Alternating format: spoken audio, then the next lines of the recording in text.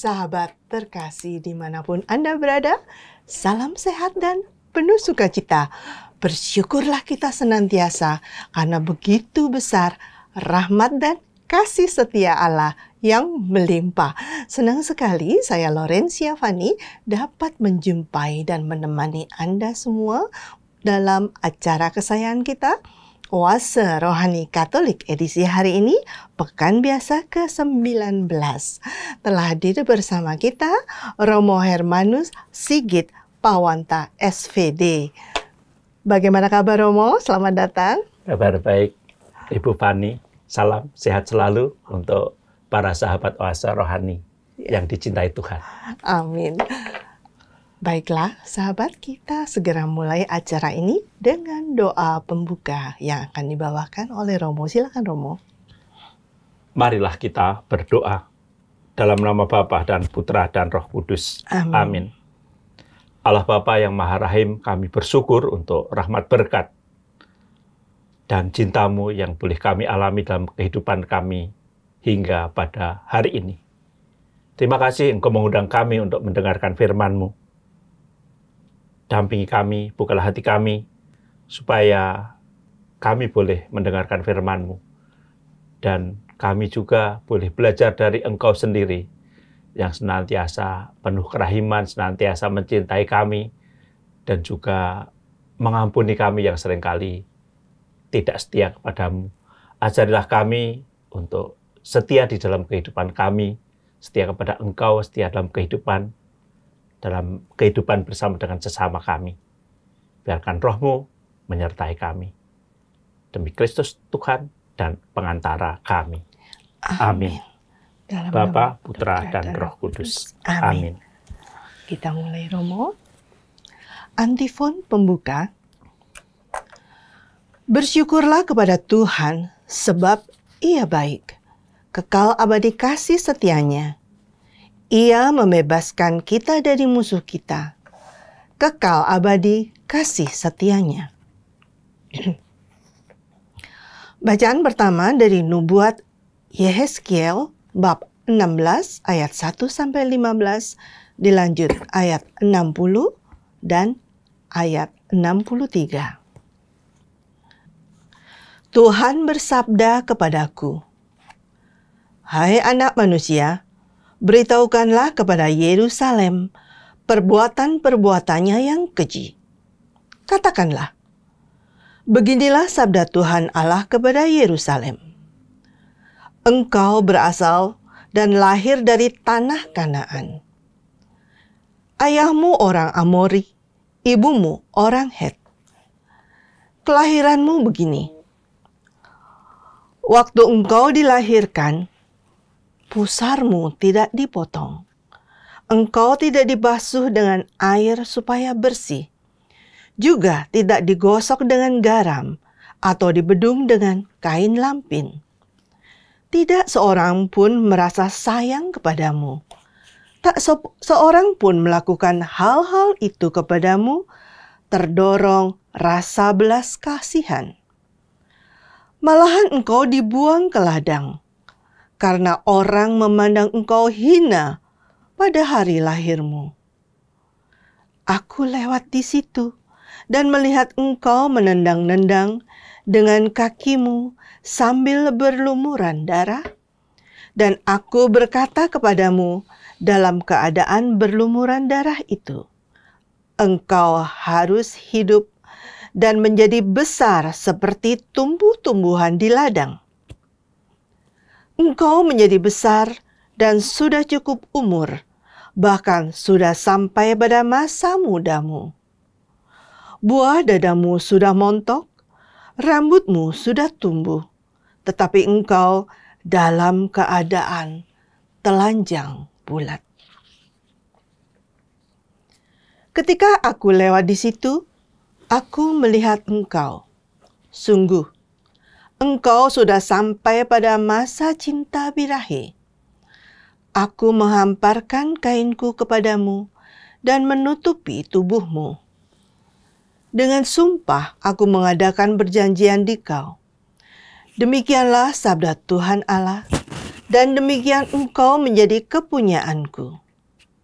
Aku membasuh engkau dengan air untuk membersihkan darahmu, dan aku mengurapi engkau dengan minyak. Aku mengenakan pakaian berwarna-warni kepadamu, dan memberi engkau sandal dari kulit lumba-lumba dan tutup kepala dari lenan halus, serta selendang sutra. Aku menghiasi engkau dengan hiasan dan mengenakan gelang pada tanganmu dan kalung pada lehermu. Dan aku mengenakan anting-anting pada hidung dan pada telingamu, serta mahkota kemuliaan di atas kepalamu. Dengan demikian, engkau menghias dirimu dengan emas dan perak, pakaianmu lenan halus dan sutra, serta kain berwarna-warni. Makananmu tepung yang terbaik, madu, dan minyak. Dan engkau menjadi sangat cantik, sehingga layak menjadi ratu.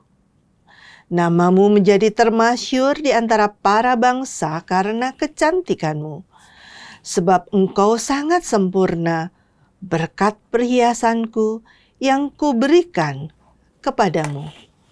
Demikianlah sabda Tuhan. Tetapi engkau mengandalkan kecantikanmu dan kemasyuranmu kau gunakan untuk bersundal, dan nafsu sundalmu kau lampiaskan dengan setiap orang yang lewat. Meskipun demikian, aku akan mengingat perjanjianku denganmu pada masa mudamu, dan aku akan meneguhkan bagimu perjanjian yang kekal. Dengan demikian, engkau akan teringat-ingat akan masa lampau dan merasa malu.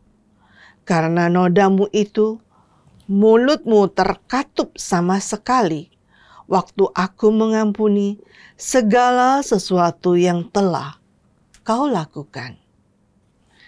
Demikianlah sabda Tuhan. Syukur kepada Allah. Marilah kita tanggapi dengan Mazmur. Murkamu telah surut dan aku terhibur. Murkamu telah surut dan aku terhibur. Sungguh Allah itu keselamatanku. Aku percaya dengan tidak gemetar, sebab Tuhan Allah itu kekuatan dan mazmurku. Ia telah menjadi keselamatanku. Maka kamu akan menimba air dengan kegirangan dari mata air keselamatan. Murkamu telah surut dan aku terhibur. Bersyukurlah kepada Tuhan, panggillah namanya. Beritahukanlah karyanya di antara bangsa-bangsa. Masyurkanlah bahwa namanya tinggi luhur. Murkamu telah surut dan aku terhibur. Bermasmurlah bagi Tuhan, sebab mulialah karyanya. Baiklah hal ini diketahui di seluruh bumi. Berserulah dan bersorak-sorailah, hai penduduk Sion, sebab yang Maha Kudus, Allah Israel, agung di tengah-tengahmu. Murkamu telah surut dan aku terhibur. Bait pengantar Injil. Haleluya, haleluya, haleluya, Haleluya, haleluya, haleluya. Sambutlah pewartaan ini sebagai sabda Allah, bukan sebagai perkataan manusia. Haleluya, haleluya, haleluya. Tuhan bersamamu Dan bersama rohmu. Inilah Injil Yesus Kristus menurut Matius. Dimuliakanlah Tuhan. Pada suatu hari datanglah orang-orang Farisi kepada Yesus untuk mencobai dia. Mereka bertanya, apakah diperbolehkan orang menceraikan istrinya dengan alasan apa saja? Yesus menjawab, tidakkah kalian baca bahwa Ia yang menciptakan manusia sejak semula menjadikan mereka pria dan wanita? Dan Ia bersabda, sebab itu pria akan meninggalkan ayah dan ibunya dan bersatu dengan istrinya, sehingga keduanya itu menjadi satu daging. Demikianlah mereka itu bukan lagi dua, melainkan satu. Karena itu apa yang telah dipersatukan Allah tidak boleh diceraikan manusia. Kata mereka kepada Yesus, jika demikian mengapa Musa memerintahkan untuk memberi surat cerai jika orang menceraikan istrinya? Kata Yesus kepada mereka, karena ketegaran hatimu, Musa mengizinkan kalian menceraikan istrimu. Tetapi sejak semula, tidaklah demikian. Tetapi aku berkata kepadamu, barang siapa menceraikan istrinya kecuali karena zina, lalu kawin dengan wanita lain, ia berbuat zina. Maka murid-murid berkata kepada Yesus, jika demikian halnya, hubungan antara suami dan istri lebih baik jangan kawin. Akan tetapi Yesus berkata kepada mereka, tidak semua orang dapat mengerti perkataan ini. Hanya mereka yang dikaruniai saja. Ada orang yang tidak dapat kawin karena ia memang lahir demikian dari rahim ibunya. Dan ada orang yang dijadikan demikian oleh orang lain. Dan ada orang yang membuat dirinya demikian karena kemauannya sendiri demi kerajaan surga. Siapa yang dapat mengerti, hendaklah ia mengerti. Demikianlah sabda Tuhan. Terpujilah Kristus. Sahabat Oase Rohani Katolik yang dikasihi Tuhan, telah kita simak dan dengar bersama firman Tuhan. Sekarang marilah kita mendengarkan permenungan yang akan dibawakan oleh Romo Sigit, yang tentunya kami berharap dapat menjadi inspirasi yang berguna bagi oase rohani kehidupan kita. Mari Romo, silakan. Ibu Fani dan para sahabat oase rohani yang dikasihi Tuhan. Saya seperti biasa akan mulai dengan cerita kehidupan yang saya jumpai dalam keseharian. Dewasa ini ada banyak keprihatinan, entah di tengah keluarga, di tengah gereja, maupun di tengah masyarakat. Keprihatinan itu karena apa? Karena adanya perselingkuhan. Perselingkuhan dalam aneka macam bentuknya. Atau kalau mau lebih spesifik itu ketidaksetiaan dalam relasi pasangan suami istri. Perselingkuhan ini menggoncang banyak sendi-sendi kehidupan. Pasti mulai dari keluarga, tapi juga dalam masyarakat. Ini yang saya hampir setiap saat, setiap kesempatan saya hadapi. Saya dengar dari anak-anak yang saya dampingi dalam retret. Saya dengar juga dari retret-retret, ada retret pasutri, retret yang saya hampir setiap saat saya buat dalam kegiatan saya, pekerjaan saya melayani. Perselingkuhan ini kemudian melahirkan apa yang disebut luka, penderitaan, lalu kebencian, saling melukai, saling mendendam, dan yang kemudian menjadi puncak keparahan adalah perpecahan. Perpecahan keluarga seringkali menjadi tidak dihindarkan, tidak terhindarkan. Dan ini yang saya hadapi. Mulai dari ketidaksetiaan. Hasilnya apa? Penderitaan, kebencian, dan kehancuran. Mbak Fani dan para sahabat Oase Katolik yang dicintai Tuhan.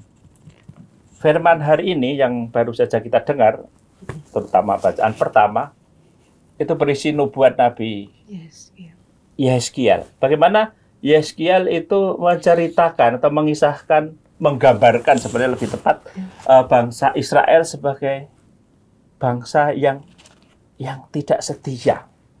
Dia dicintai dari awal mula, dari katakanlah dari bayi, dia yang terbuang dalam penderitaan itu, Allah mengambil, memelihara, menghidupi, diangkat dari bayi yang dibuang tadi, kemudian dipelihara dengan cinta tulus, lalu didandani, dipercantik, bahkan tadi dikatakan dengan pakaian, dengan dandanan-dandanan yang luar biasa itu, Israel itu layak menjadi ratu. Itu satu puncak, mungkin posisi situasi. Di situ sebenarnya gambaran ini bagaimana Allah itu sebenarnya sangat mencintai bangsa Israel. Tetapi Israel tidak setia. Israel selingkuh, dan tadi dikatakan menurut saya cukup kasar. Bersundal, melacurkan diri. Tidak setia itu dengan kemudian bersundal, melacurkan diri. Dan ini yang kemudian membuat pastilah Allah kecewa. Tapi yang bagus di situ adalah bahwa dalam situasi seperti itu Allah itu setia. Allah itu setia, tidak mengingkari perjanjiannya itu dari bagian akhir. Mbak Fani dan para sahabat Oase Rohani, cerita Israel yang dikisahkan oleh Yeskiel itu adalah sebenarnya cerita kehidupan kita. Cerita kehidupan kita. Ketidaksetiaan, perselingkuhan atau persundalan dalam aneka macam bentuknya adalah kita. Kalau kita jujur ya, siapapun kita dari situ, di situ kita, Israel adalah kita. Cita Israel, hidup Israel adalah hidup kita. Dosa, perilaku mereka, perilaku kita. Lalu mungkin dalam bentuk, pertanyaan dalam bentuk apa kita tidak setia? Ya, begitu banyak. Begitu banyak. Saya kira masing-masing kita tahu, tapi saya mau memberi contoh satu dua hal. Ketidakmauan kita atau ketidakmampuan kita, ketidakrelaan kita untuk selalu bersyukur, mensyukuri berkat Tuhan, ketidaksetiaan kita mengikuti katakanlah aturan-aturan gereja, aturan-aturan Tuhan yang kita terima lewat gereja, menyanyiakan berkat Tuhan. Lalu ya dosa kita pada umumnya yang bersumber pada ego kita yang kemudian ya ini tidak peduli, yang penting kalau saya mau begini sesuai dengan kemauan saya, sesuai dengan kesenangan saya, sesuai dengan nafsu saya, tidak peduli terhadap aturan gereja, terhadap aturan hidup berkeluarga, apapun. Itu yang seringkali kemudian menjadi sumber ketidaksetiaan kita. Jadi ya jujur, kalau saya sebagai pribadi kelemahan, dosa-dosa kita ini adalah bentuk ketidaksetiaan kepada Tuhan. Dan akarnya ya kalau saya refleksi dalam hidup saya sendiri, ya ego saya hanya ingin senangnya sendiri, saya ingin nikmatnya sendiri, saya ingin maunya sendiri, dan itu menabrak semua apa yang seharusnya tidak boleh katakan. Nah, ini yang terjadi. Dosa ketidaksetiaan. Bangsa Israel juga sama. Daripada percaya pada Tuhan, mereka saya lebih yakin bahwa percaya pada pasukan ini, negara ini, bergabung, lalu tidak mau lagi setia pada janji Tuhan, janjinya kepada Tuhan. Nah, itu yang terjadi.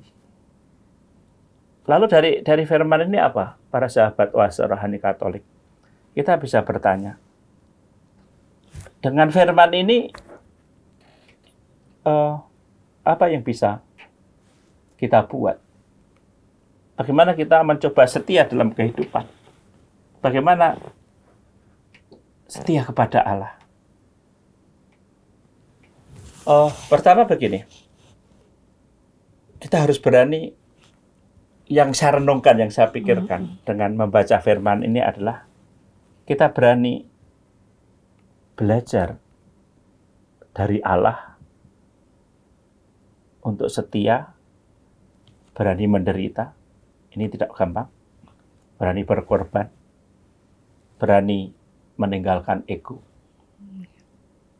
Kalau sebagai ego, sebagai pribadi, kalau saya dilukai, saya akan balas melukai. Kalau saya diselingkuhi, saya juga akan balas selingkuhi. Ini bubar mau nanti. Yang seringkali membuat kekacauan kan di situ. Karena masing-masing ego. Ini bukan hanya umat awam, pastor juga sama. Oh, saya mau begini. Terserah umat bagaimana. Nah, kadang-kadang ini kelemahan saya setidaknya, atau mungkin beberapa orang lain adalah selalu mengutamakan ego. Tidak peduli. Saya tidak mau menderita, saya tidak mau berkorban, ya sudah. Itu kan akarnya di ego kita. Maka ketika kita belajar dari Allah, saya kira Allah yang berani berkorban, berani meninggalkan egonya sendiri. Bahkan kadang-kadang membiarkan umatnya bebas merdeka, dan meskipun kadang-kadang pasti Allah juga kecewa, Allah juga. Tapi kalau menurut saya belajar dari Tuhan itu belajar meninggalkan ego. Lalu nanti kalau kita ngarah ke Yesus, ya belajar berani berkorban untuk mereka-mereka yang kita cinta. Dan itu paling tidak gampang. Sekalipun misalnya saya pastor berkorban untuk kepentingan komunitas, kepentingan itu tidak mudah. Tapi ya di situ tuh. Kalau mau setia, ya di situ tuh. Jadi dari apa yang yang kita dengarkan hari ini, apa yang bisa kita refleksikan adalah kita belajar setia. Lewat apa?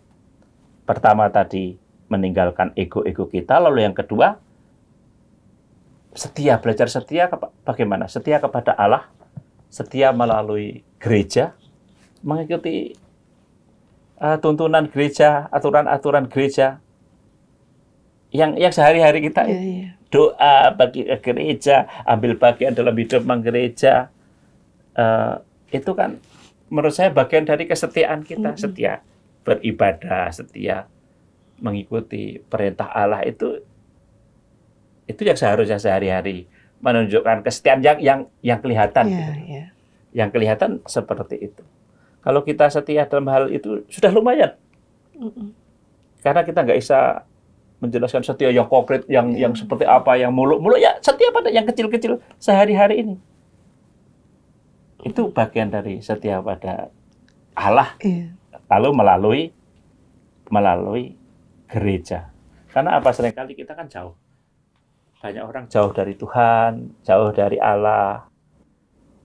Dekat-dekat hanya kalau butuh, kalau kesulitan dalam kehidupan. Itu kira-kira yang bisa, menurut saya, yang kita bisa belajar dari bacaan hari ini. Belajar seperti Allah yang setia, dengan yang menjalani kehidupan tanggung jawab juga termasuk kewajiban kita dalam hidup beriman ini, hidup menggereja. Baik. Itu Mbak Fani dan saudara-saudari. Kita break sejenak ya Romo ya di sesi pertama ini. Kita lanjut nanti. Sahabat yang terkasih, kita break sejenak di sesi yang pertama ini. Jangan kemana-mana, tetap di tempat Anda dan kita jumpa lagi di sesi yang kedua.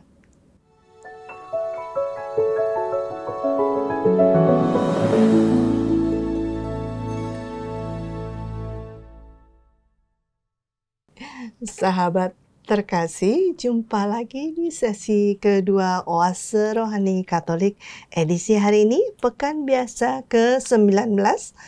Terima kasih untuk kesetiaan Anda masih bersama kami, Romo Sigit dan saya Laurencia Fani. Sebelum kita lanjutkan dengan permenungan, bagi Anda yang ingin menanyakan atau berpendapat sesuatu, dapat mengirimkan tulisan Anda di email kami orkkaj2021@gmail.com atau nomor telepon WhatsApp 0881 0251 334 38. Baik, Romo Sigit, kita lanjut permenungannya ya.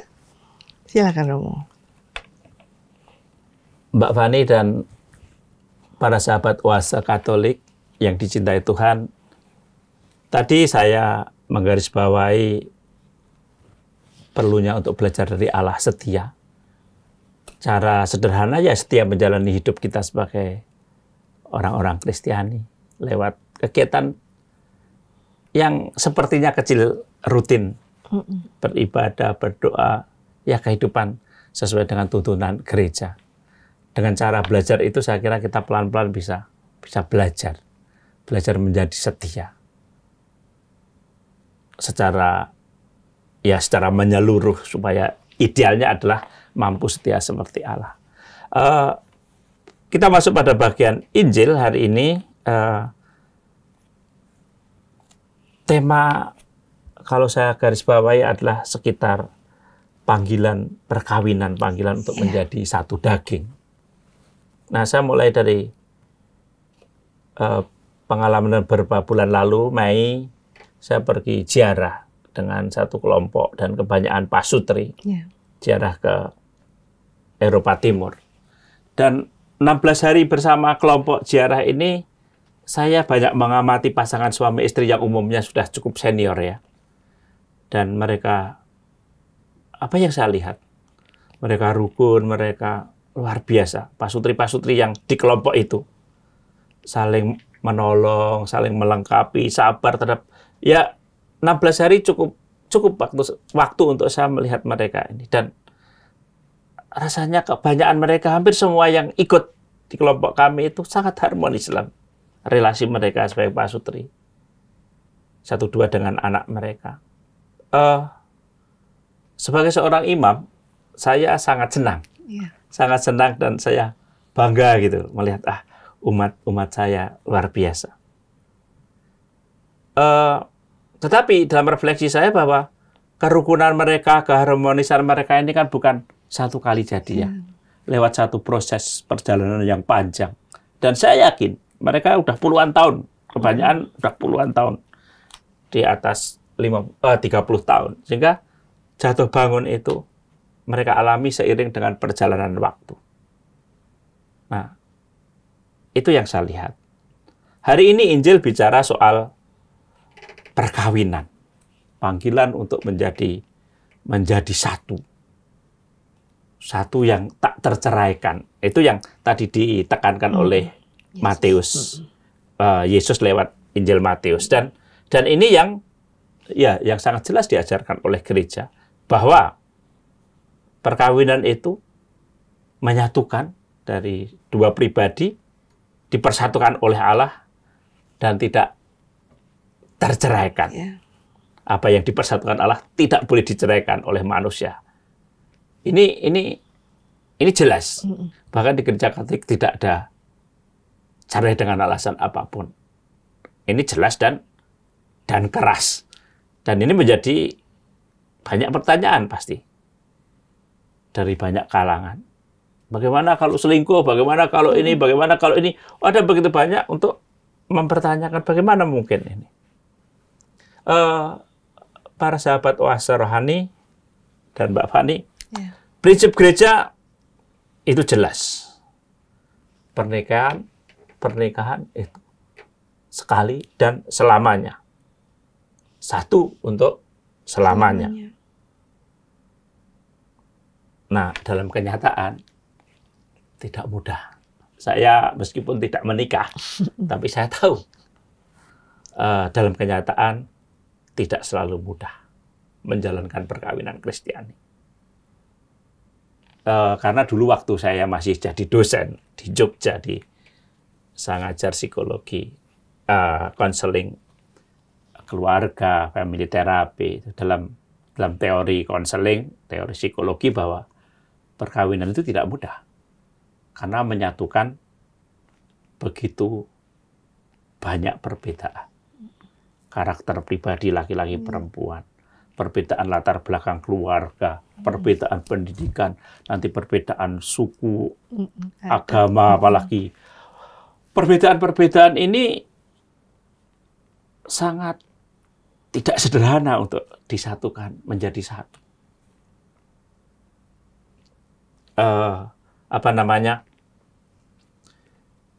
Maka membangun keluarga tadi yang menyatukan banyak perbedaan itu perlu proses. Dan kita tahu proses ini pastinya panjang. Dan menurut saya tidak ada suami atau istri yang sempurna.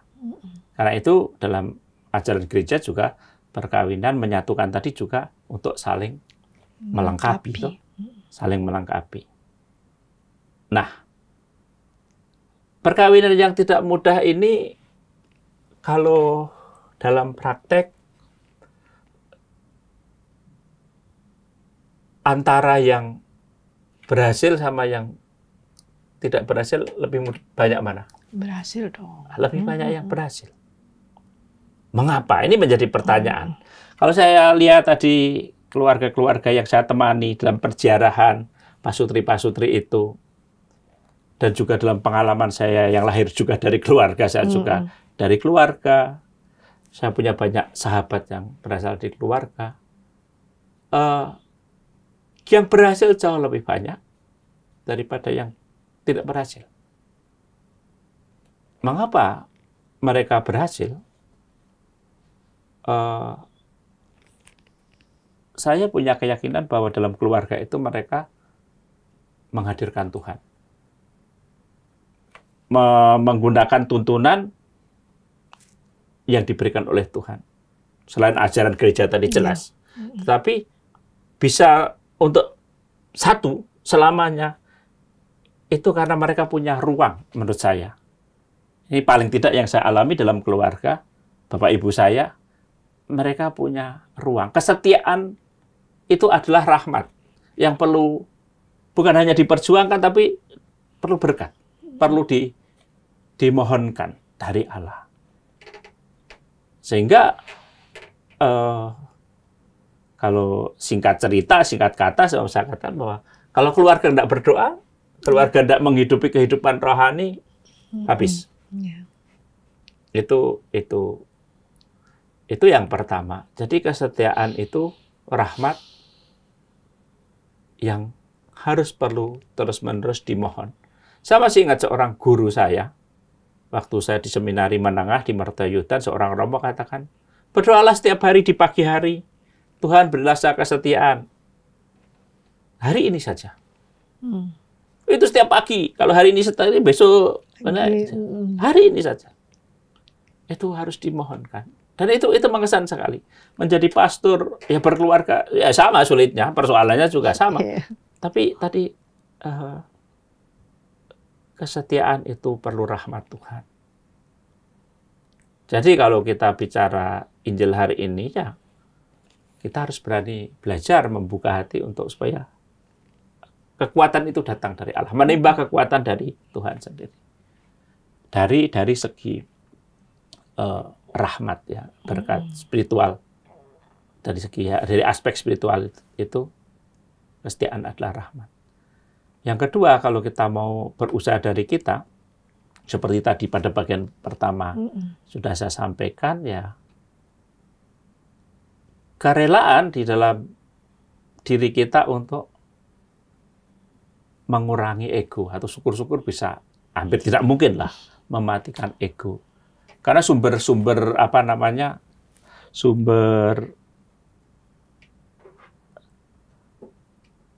ketidaksetiaan, perselingkuhan, perpecahan itu, seperti tadi saya katakan, sebenarnya ego. Ketika kita berani sedikit menanggalkan ego kita, dengan rendah hati minta berkat Tuhan, rasanya itu menjadi sesuatu yang ideal. Kembali ke pasutri-pasutri yang sering saya jumpai, sahabat-sahabat dalam kehidupan saya, mereka bukan berarti tidak punya persoalan, banyak sekali persoalan. Mereka bukan berarti tidak pernah jatuh, rapuh, banyak.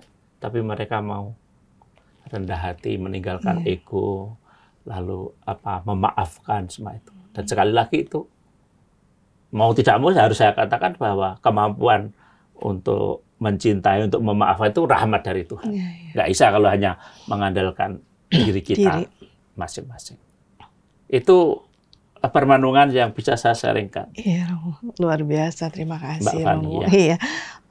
Jadi kita pertama mesti mohon rahmat itu sendiri ya, Romo ya, mendekatkan diri melalui doa dan mohon rahmat.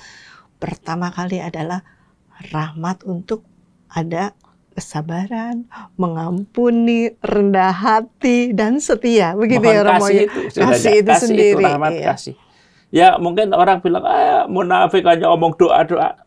Ya hidup rohani itu ya doa. Iya, iya. Dan kehidupan kita berkeluarga itu kan kalau hanya mengandalkan kemanusiawian aja habis. Iya.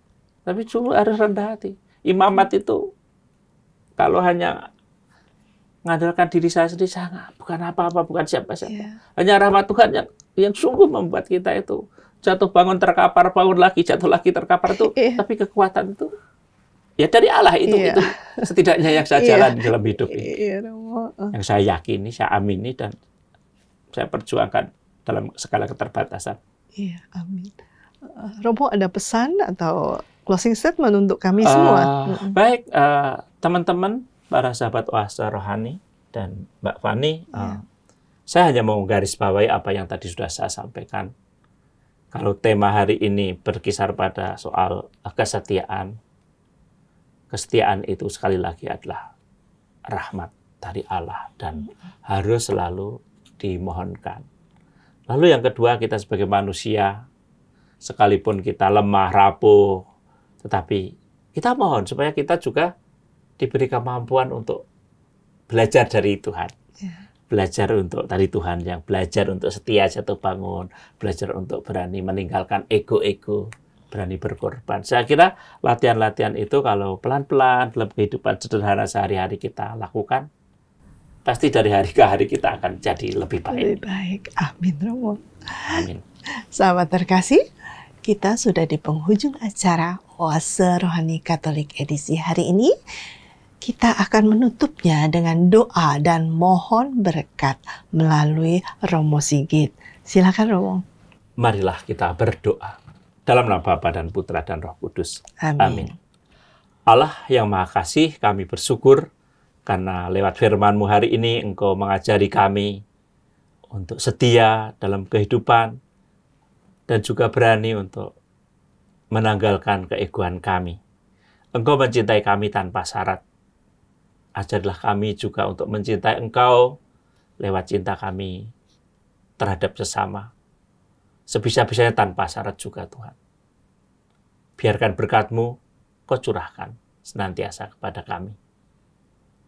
Doa ini kami sampaikan kepadamu untuk kemuliaan nama-Mu kini dan sepanjang segala masa. Amin. Tuhan bersamamu Dan bersama Roh-Mu. Kita sekalian dan juga mereka yang kita doakan, mereka yang mengharapkan doa-doa dari kita, diberkati oleh Allah yang Maha Kuasa, Bapa dan Putra dan Roh Kudus. Amin.